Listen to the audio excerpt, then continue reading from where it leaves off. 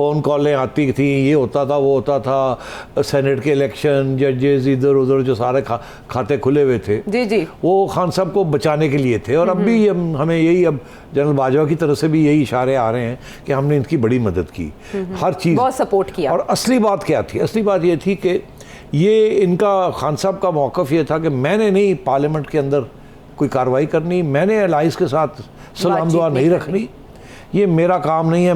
मेरा काम तो ये है कि सिर्फ अपोजिशन की धज्जियाँ उड़ा देनी, उनको ख़त्म कर देना, और ये ISI वाले करें इनको, और यही मेरे साथ लोग लेके आए हैं, यही इनको रखे हैं। मैंने कोई मरम पट्टी नहीं करनी, मैंने नहीं कोई सियासत करनी इनके साथ मिलना जुला, ये आपका खाता है, आप मुझे लेके आए, आप मुझे संभालें और ये करें। इसलिए ये सेम पेज का बयान ये चलता था। और आज फवाद चौधरी साहब भूल गए हैं कि जब ये मामले चल रहे थे उस वक्त भी फवाद चौधरी साहब ने कह रहे थे सेम पेज, और हम कह रहे थे कि अब सेम पेज नहीं रहा। और उस वक्त से आर्मी चीफ और ISPR और इधर उधर से भी जो बातें थी सेम पेज की, वो ख़त्म हो रही थी, हमें नज़र आ रहा था कि हो क्या रहा है। इसलिए मैंने ये पेशेंगोइयाँ करनी शुरू कर दी कि जब इस किस्म के रास्ते अलग होने शुरू हो जाएं, लड़ाई झगड़े शुरू हो जाएं, टेंशन शुरू हो जाएं, बेइज्जतियाँ शुरू हो जाएं, ये सारी चीज़, और फौज है ना यार। हाँ, लेकिन ताल्लुकात बेहतर बनाने की कोशिशें की, जैसे अच्छा, बेहतर बनाने की कोशिश की बात नहीं है। अच्छा। मैं आपको बताऊं हुआ क्या।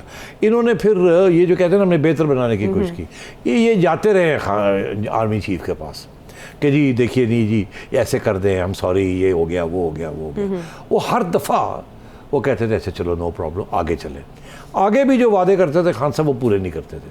तो हर चौथे दिन 10वें दिन कभी परवेज़ खटक साहब और फवाद चौधरी साहब और असद उमर साहब और शाह महमूद कुरैशी साहब और शिबली फराज साहब, ये 5-6 लोग थे जो कि आना जाना कभी DG कभी GSQ जा रहे हैं, कभी उनके घर जा रहे हैं, यहाँ तक कि मतलब है कि वो फिर जाते थे और वो आगे से चीफ कहते थे चलो अब आए हुए हो तो खाना भी खा लो। अच्छा। और वो टेबल पे बैठ के भी खाना भी खिलाते थे इनको, और ये वहाँ मिनते शिनते करते रहते थे, मरम पट्टी करने की कोई, और चीफ की तरफ से कभी कोई इस किस्म की चीज़ नहीं हुई, कोई उल्टी बात नहीं हुई, कोई कुछ नहीं हुआ, हमेशा यही कि अकोमोडेट करना है जी जी भाई, अच्छा चले ठीक है अच्छा।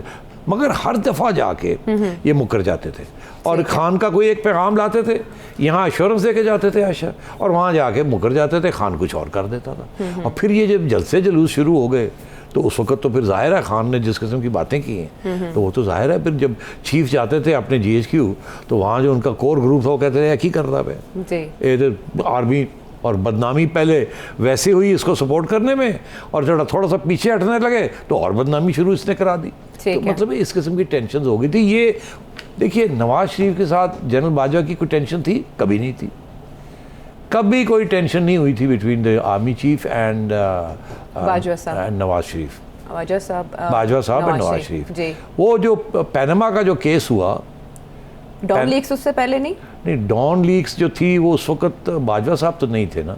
हाँ जी, लेकिन टेंशन तब से, बीज तो तब से बोया गया। हाँ, मगर वो उस वक्त तो आप याद रखें वो धरने के दौरान कोई मसले चल रहे थे जी। और उस वक्त के जो DG ISI थे और जो आर्मी चीफ थे, हाँ वो कुछ और ही चाहते थे जी जी। तो मगर जब से जनरल बाजवा आए तो कोई टेंशन नहीं थी, मैं आपको बता रहा हूँ। और ये जो पैनामा शानमा हुआ, अगर उस वक्त नवाज शरीफ साहब ये पोजीशन ना लेते कि मैं एक जुडिशरी के ज़रिए अपने आप को क्लियर कराता हूँ, एक GIT बनाता हूँ, अगर ऐसे ना होता तो शायद तो जो कुछ हुआ वो भी ना होता। अच्छा। तो ये फिर चीज़ें चल पड़ती हैं, फिर एक मामला शुरू हो जाता है। बिल्कुल। तो अब ये सिचुएशन ये है कि वो इसीलिए तो वो कहते हैं कि जनरल बाजवा ने 4 प्राइम मिनिस्टर को किया और खुदा हाफिज किया, यही कहते हैं ना। एग्जैक्टली। और इससे पहले परवेज मुशर्रफ साहब ने भी इसी तरह, और परवेज मुशर्रफ मेरे ख्याल है 5 थे उनके, 5 वज़ीर-ए-आज़म को, वो रिकॉर्ड है उनका। जी जी। अभी बाजवा साहब की तो इनिंग्स चल रही है ना, हो सकता है अभी बाजवा साहब की इनिंग्स चल रही है। आप बड़ी खराब बातें करती हैं। अब अच्छा। क्या आप उनको आइडियाज दे रहे हैं? अब नहीं, वो तो जाहिर है अब एपॉलिटिकल हो चुके हैं, अब जो होगा वो यही पॉलिटिकल प्रोसेस के जरिए होगा ना, तो उसमें उनका तो दोष नहीं, उन्होंने तो 74 साल को रिव्यू कर लिया है। तो सेठी साहब, फिर रिजीम चेंज का जो मंत्रा है इमरान खान साहब का, फवाद चौधरी साहब ने तो उसको पलट दिया, ये बात करके पलट दिया। मुदाखलत तो फिर अमेरिका ने तो रिजीम चेंज के लिए नहीं की, मुदाखलत तो इन्होंने की फौज के अंदरूनी मामलात में, जैसे कि आपने कहा। सही कह रही हो। तो अब ये है कि अब फवाद चौधरी साहब भी अब मेरा ख्याल कोई रास्ते ढूंढ रहे हैं। अच्छा। किसी तरीके के साथ अगर पीटीआई फेल हो गई है और आगे और फेल होना है तो फवाद चौधरी साहब भी अब रास्ते ढूंढ रहे हैं। अब ये बातें करने की क्या ज़रूरत थी जी। आपने अपना सारा बयानिया सियासी, आपके प्राइम मिनिस्टर का, एक्स प्राइम मिनिस्टर उस वक्त जो प्राइम मिनिस्टर थे, आपका अपना प्राइम मिनिस्टर, आपकी अपना बयानिया, आपके सारे साथियों का बयानिया, आपने आज एक इंटरव्यू में जाके बिल्कुल उल्टा कर दिया। तो इसके पीछे भी कोई सोच होगी ना। फवाद चौधरी साहब जो है अब सबको पहले गालियां देते रहे हैं, सबको साथ तल्लुकात ख़राब रहे हैं, अब आके बड़ी कैंडिड किस्म की बातें करनी शुरू कर दी। हाँ नहीं हमारी गलती थी, यही है ना। तो अब ये बिल्कुल इनको इस बात का एहसास हो रहा है कि हमने जो बातें की हैं ये बड़ा मसला बन गया, अब थोड़ा सा पीछे हटना चाहिए और अब अपनी गलतियां तस्लीम की जा रही हैं। बट वो ये भी कह रहे हैं कि हमें दीवार से ना लगाया जाए वरना नुकसान उनको होगा जो ऐसा करने की कोशिश कर रहे हैं। इसका क्या मतलब है? दीवार पे तो अपने आप को लगाने वाले ये खुद हैं। 6 माह से लगे हुए हैं अपने आप को दीवार पे लगाने के लिए। वो बेचारे तो सारा वक्त सपोर्ट ही करते रह गए और बदनाम होते रह गए। तो बदनाम तो इन्होंने जो हरकतें की हैं इस खुद जिम्मेदारी उसकी ले। और अब ये बाहर बैठे हैं अब ये, और मेरा ख्याल है फ़ौज का जो मौक़िफ़ है वो यही है कि भाई आप जो कुछ हुआ आपने खुद किया, हम न्यूट्रल हैं, हम आगे भी न्यूट्रल रहेंगे, या ए पॉलिटिकल है। अब आप सियासत में हिस्सा नहीं लेना।